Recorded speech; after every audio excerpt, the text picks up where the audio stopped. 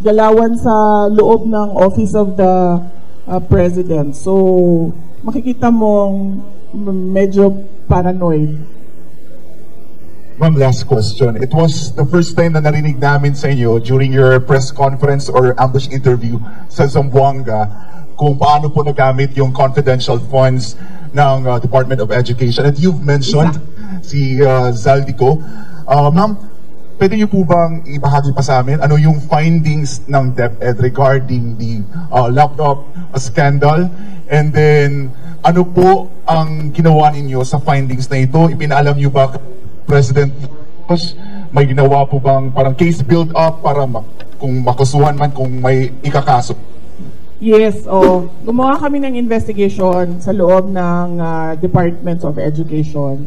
Isa sa mga pinagamitan ng confidential funds ay yung corruption sa loob ng Department of Education. Hindi lang sa laptop madaming reports of corruption inside the Department of Education. Hindi lang sa central office, kasama na yung sa mga regional offices namin.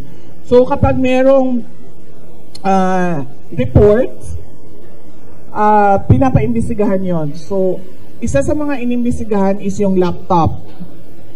Ang unang ginawa doon is nag-request ng fraud audit sa Commission on Audit. Tapos kami sa loob ng Department of Education, gumawa din kami ng sarili naming investigation para kung ano man yung ma-actionan namin sa loob ng DepEd, ma-actionan na kaagad namin. Unfortunately, yung procurement ng laptop, hindi siya nangyari sa loob ng Department of Education. Nangyari siya sa DBM. So, ang pinaka-papel na nasa loob ng Department of Education ay yung agreement between DepEd and DBM. So, hindi pumasok lahat ng procurement documents sa DepEd. So, ang pinaka na magawa lang namin doon sa loob ng Department of Education is mag-blacklist.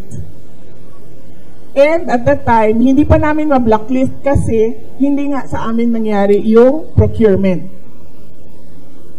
So, natali yung kamay namin doon. Kaya inasahan namin na doon sa fraud audit ng Commission on Audit, may lalabas doon na mga personnel involved. At